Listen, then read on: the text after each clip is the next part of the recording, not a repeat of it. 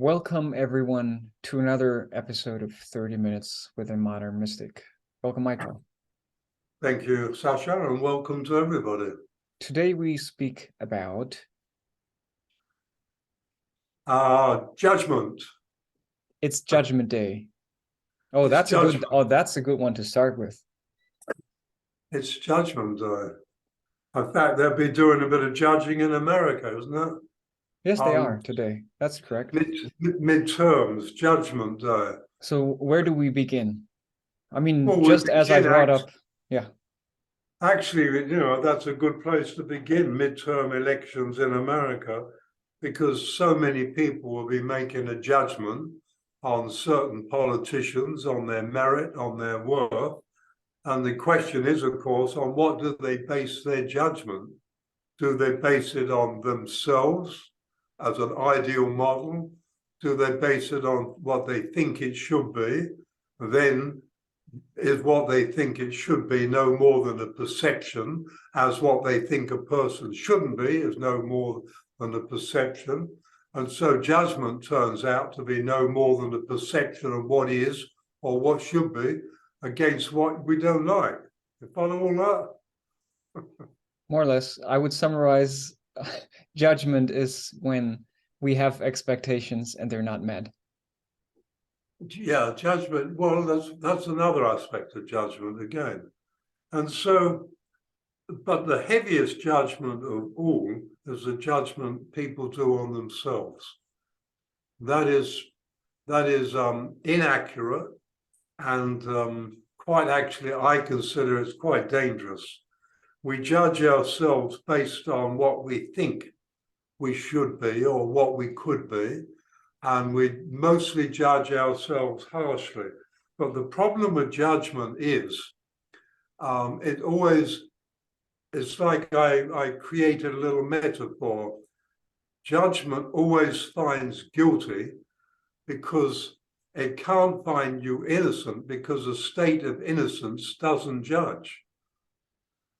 So it's always guilty or not guilty, but the state of innocence doesn't judge. If you're an innocent in life, you don't judge yourself. Now, I wouldn't say I'm an innocent, but on the other hand, I don't judge myself because I did it for enough years. And with judgment, it generally holds hands with self-punishment. And so if you judge yourself and find yourself wanting, you sort of follow through with a punishment and you don't expect or intend to do it. And it's called an accident. And so many accidents are in fact self-punishment based on judgment of themselves. And the judgment is based on what? What do we base it on? That we don't meet our own expectations of ourselves? Well, what are our expectations? How realistic are they? And then, of course, we have the whole judicial system where we're judging, where people are judged every day. But that's a different level. That's based on evidence of a crime to judge whether they were guilty or not. But it's still a forerunner and a precursor to self-judgment. We live in a world and in a humanity that all the time is judging. We look at a person, I saw a person the other day, and it was a complete shock to me as regards to how I looked at them. And my first thought was, they didn't look anything like me. They did look human, but only just. And my first thought was, okay, never judge a book by the cover. And the person was a very nice person. But there was a time when my judgment would have come in and I would have judged them by the cover, by their looks, and I would have ruined a relationship simply because I judged instantly. But then I grew up and my father judged me. And I wouldn't doubt that his mother judged him, and so it goes on and on. And so there's a place where it's a good idea to break the cycles. How about looking into how it all started? When and how and why did judgment begin? I mean, I can certainly see the Christian part of instating Judgment Day into human consciousness, and therefore implying, because God judges you, that you should also judge yourself and others. So I think that's one big piece of the puzzle. But I would question if maybe it's even way older. Maybe it's part of human existence, that as long as we're not fully connected and whole, that we have this tendency to compare and therefore to judge. Well, I think certainly Christianity gave us a judgmental God. There's no question about that. I'm not going to put that on all religions, but certainly Christianity did. And some of them seem to have a pretty judge. Yeah, I mean, quite a few religions, as I think about it, do. But you know, there are those people who have nothing to do with those religions, and they're still judgmental. And I think it's just a way we measure life, and we may measure ourselves against other people just by judging ourselves. It's a form of comparison, but much heavier. Like, I can compare myself with somebody else, but then when I start judging the other person and judging myself, then we move into a more negative aspect of it all.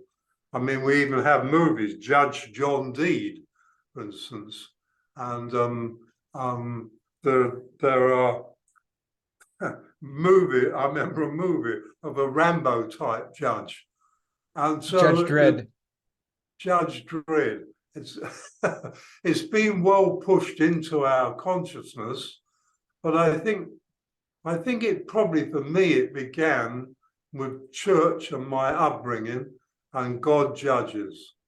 That's where I think my first encounter with judgment, where I sort of understood that there's somebody up there who I couldn't see, judge me, and if I was wrong, seemed to write it down in a book. Luckily, I grew out of that, but I can remember the time. I'm thinking about it right now, and it seems to me that this whole idea of judgment is based upon the idea of good and bad, good and evil, so to speak. Yeah. And so it would make sense maybe to assume that as long as, or since humans are embedded in the illusion of duality, there has been judgment. Yeah, that's true. That's a good point, Sascha. The polarization of everything is a form of judgment. You know, the right and wrong, the good, the bad. Everything we polarize is based really in a judgment, even if it's unrealized. And but I think the one that really matters most is when you judge yourself. And I've often told a story that we need to learn to discern today rather than judge. A judge condemns and says that's wrong, whereas discernment doesn't condemn and says that's not for me, that's not what I do. But they don't judge, they don't make a judgment. So if you can bring discernment into your life, you discern between modes of behavior, beliefs and everything, rather than just judge and condemn, because judgment doesn't stand alone. Judgment goes with guilty or not guilty. And as like I said, most people who judge, they're guilty, or you're guilty if they're judging me, you're bad or wrong. A lot of people, when I started writing about the COVID and vaccinations, they did a judgment on me. Some of them probably should have known better. A lot of them who knew me did a judgment on me. Some of them want to distance themselves from me, but the judgment was that I was wrong. Time is going to prove that actually I wasn't wrong, and we're moving toward that time. And so judgment is like closing a door, and then it's rather embarrassing to have to open it again and pop your head through and say, I was wrong. Whereas if discernment said, okay, that person's making me feel a bit uncomfortable, I won't go there, but I'm not going to make any judgment on it, and I'll just keep away from that, then it's a much healthier path. Judgment is too cut and dried and final, and sometimes for a lot of people there's no going back. And so when you bring that into your life, it creates like a lot of dead ends, a lot of self-punishment, and all sorts of things that we don't seem to realize is happening. It's like I said, we call all those accidents. But that all comes from judgment. My father, he was a judgmental man, and he believed in the wrath of God and judgment of God and that sort of thing. I look back and think, God, he was an intelligent man. How could he think that? Well, there you go. Judgment doesn't base itself in sensibility. It bases itself in bias. And once you have bias, you have judgment. And in fact, I bet they hold hands, bias and judgment. It seems to me from my just judging from there you go, from my own experience. Even the word. Yeah, just based on my own experience in life, it seems to be such a delicate and difficult thing to do, to not judge, because sometimes the line between discernment and judgment is very thin, and it almost seems as if we are trained to naturally make judgments about. Well, I would put it that judgment is a lower consciousness expression and discernment is a higher consciousness expression. Because with discernment, you don't make the judgment at all. I'm not sure I agree that the line is fine. I think it could be for a person who's not sure on what discernment really is. But discernment always leaves the door open, whereas judgment shuts it. Not only shuts it, it slams it shut. But right. So maybe I'm confusing the words a little here. Yeah, that's possible. But I do think that we've all been. It's been something that our parents did, probably your parents did, my parents certainly did. I went to school, they judged me. Did you do that? No, sir. Oh, yes, you did. And that guilty. And there's. And then if you have a behaviour pattern that was not exactly what the school wanted, then you were automatically judged. I remember once when we had a school lunch and we all had on our plate two rotten-looking potatoes with the eyes still in them, even though they were peeled. Can you imagine that? Peeled potato with these black eyes glaring out at you. We had two sausages on our plate, and in came Brenda Lyons carrying a bowl of gravy, a big bowl, like this wide, as much as she could carry. And I didn't think, I swear it, I picked up one of my sausages, threw it at her, and called out, catch. Well, she dropped the bowl and caught it beautifully.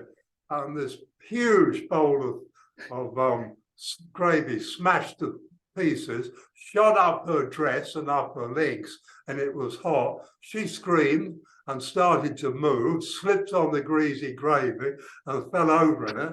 Everybody in the room was screaming with laughter. Sounds like a movie scene. Even the headmaster was fighting not to laugh.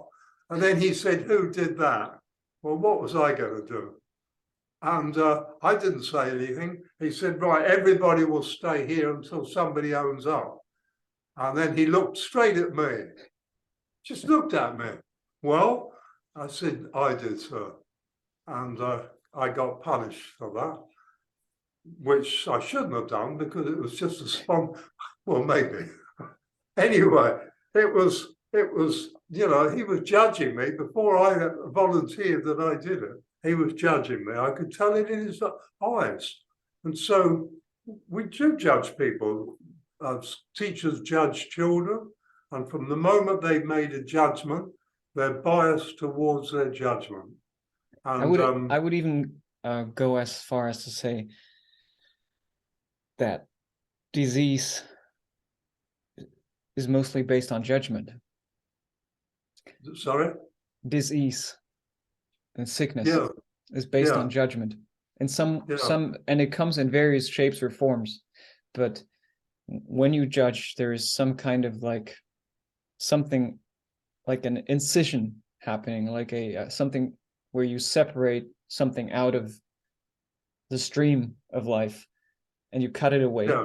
and that's where the flow of energy gets interrupted, and I see what that's where disease can come from. That's my experience, at least.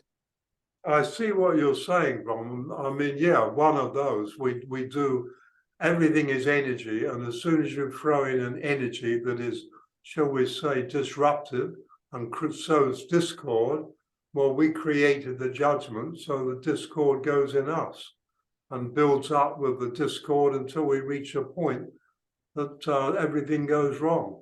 So there's nothing we can do in life that doesn't have a price to pay. Now, Yeah. mostly the price is unrealized and unknown, but the hospital is full of people who are paying the price for what they didn't realize. And it can be no more than dialogue, judgments, attachments. You know, a person can live a careful, safe life and still end up in hospital from a whole series of things they've done, each of which sows discount. I'll try that again. We've discounted the, okay, a discord in the consciousness. And we don't, I think a lot of people don't realize when they're judging. I'm sure my father judged for so long. I think it's very automatic for most of us. And, you know, he died cancer of the pancreas. And there is a price to pay for everything we do. There's always every action has a reaction.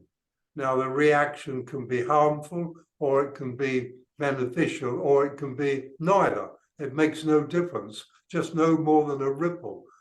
But every thought creates disturbance or calm, or a ripple, shall we say, of unease, a slight ripple of discord, and every emotion. And when you consider that most people are thinking 200 to 300 words per minute all day, accompanied by sub-emotional energy, every thought is accompanied by an emotion, you can realize that we're almost a walking disaster. Or is that a judgment? There you go. You're judging us.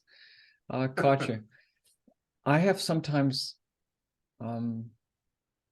made the following, I don't know if it's an exercise or like I've this kind of small little practice that I do every once in a while. Sit in a cafe somewhere, just observe people passing by, and then I would watch my thoughts and feelings come up, like, oh, this guy looks ugly, oh, this guy is dressed in a weird way, oh, look at these guys.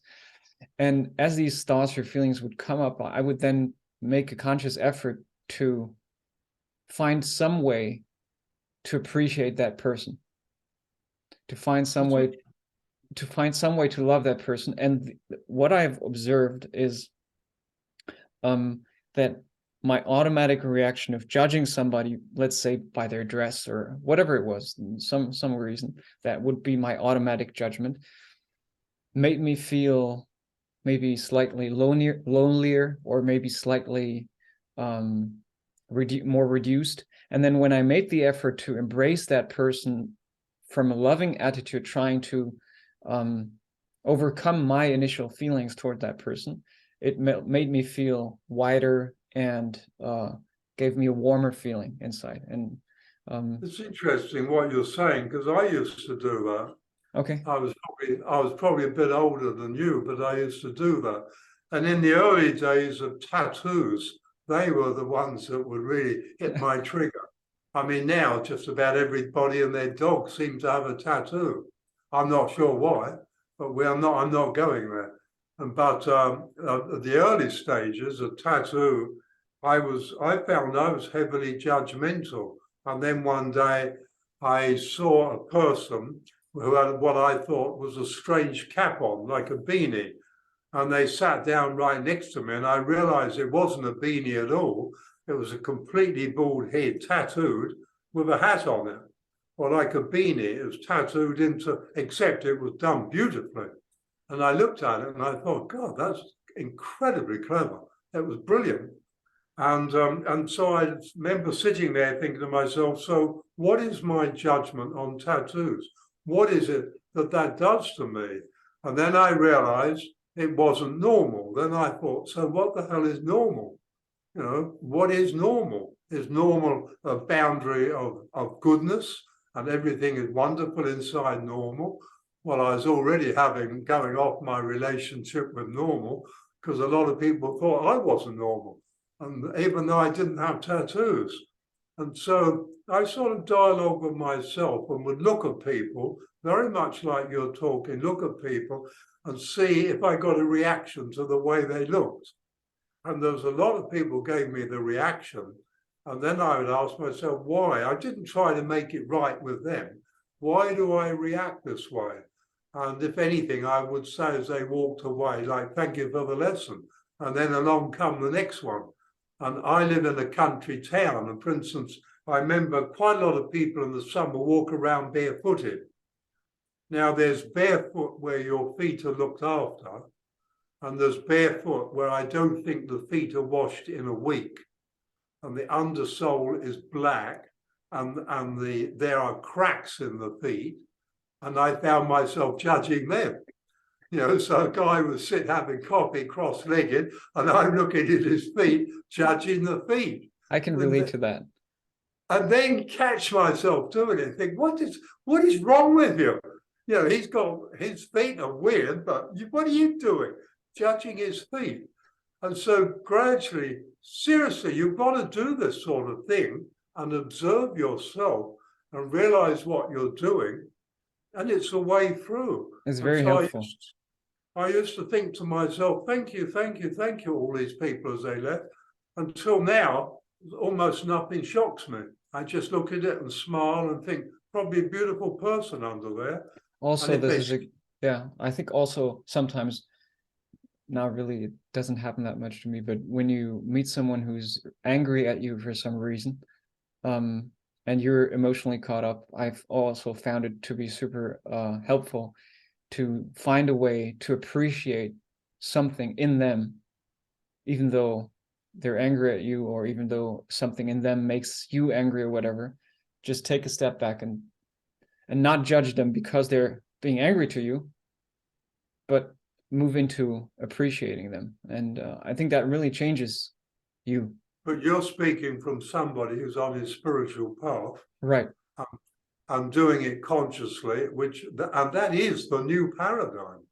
That is just in every day, every moment of your day, choosing how you will think, how you will react, what your emotions are, and walking a path that allows you to interact with all these people without reacting. And that's a choice. Most people don't make that, but on the other hand, those people are not listening to us. I would say most people on the spiritual path don't have such a hard time to not judge others, but they have still a very, the toughest thing is to not judge yourself, I'd say. So let's dedicate the last maybe 5 or 10 minutes, whatever, to ways out of judging yourself. Well, judging yourself is based in parental attitudes, based in friends around you, how you feel, how you perceive they see you. That's the first basis of it. But it's also based in looking at yourself in the mirror, not liking yourself physically, you buy clothes and as soon as you've got them, you're not satisfied. People who go to sales at Christmas, about 70% of all the things that are bought are not used, because it was all based in an emotional moment. Oh, that's cheap, I'll have it. And so that in its own way is a judgment on yourself that you need to be cheap. I've seen people who have cheap meals because they don't feel they're worth a better meal. And it's not because they couldn't afford it. It's often they would do cheap and nasty simply because deep down on a subconscious level, they're not worth the time to stop and be served in a proper restaurant, so they grab fast food. And under all that, there are judgments of us being wanting. So probably a key word is we find ourselves wanting. We're not good enough. We don't meet the standards. You know, a young man in his 20s is going bald and he feels embarrassed and he starts to judge it. If he's in his 40s, he looks at it, shrugs and says, oh, well, gives himself a crew cut, and that's the end of it, because he's done some more growing. And so he's more confident in himself. He realizes nothing to do with hair. But those stages of judgment are all based, well, look at mine, are all based on the premise that we're not good enough. And that begins every criticism from parents and every criticism at school. It adds up, and I was on the end of it. And it added up to the time I left school at 14, I wasn't good enough. Whereas the next 14 years of my life proved the opposite. It proved that I was good enough. But if I was not aware, I would continue with the old program. Can I But ask you a question here? If you're more aware, you'll see that you're actually doing very well. Yeah. The question is, why out of all the illusions that we are trapped in, this one is by far maybe the strongest one, the I am not good enough illusion. And I see almost 100% of people also on the spiritual path, with a very few exceptions, trapped in this. Yeah, I suspect you're right. I often feel that people on the spiritual path are far more along than I learn that they are. And I don't make a judgment on that or criticism. It just surprises me sometimes that that I'm not good enough. It seems to carry on a long while. You know, I think when you look at it, we go through generations of incarnations, and generation after generation. It's a rare parents that raise a child that feels more than good enough, that feels totally adequate, completely wanted. Everything that could be there is there to give them that start. You know, my father criticized me a lot, and it gave me the feeling I'm not good enough. And at school, being bottom of the class, I'm not good enough. But my brother was top of the class in his school every year, but he still didn't feel good enough. And if he was second or third, oh my God, that was a disaster. He wasn't good enough. And in his late 80s, he is still, and this is a brilliant man, he is still trying to be good enough. And so it's like a deep, deep subconscious program. I'm raising my finger now, like in class. I could do the, here, you remember this, how they did in school? Oh, yes. Like that. Not like this. Yeah. Now they do it more rudely, don't they? Probably they just speak up. They just don't even raise the finger. Could it be that this goes back to the time or the exact moment that we split from divine creation or supreme creation or God and decided to venture on our own path of identity and separation?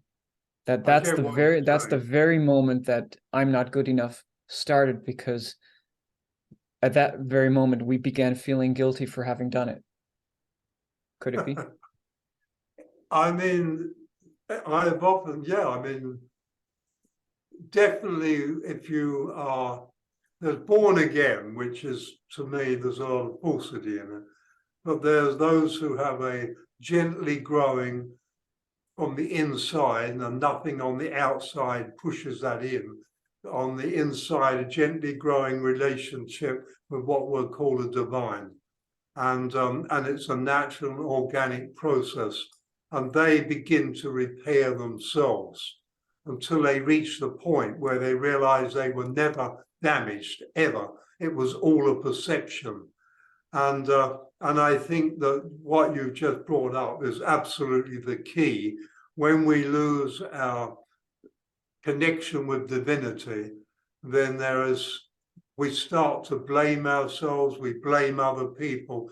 We see a different picture, and that picture is the illusion.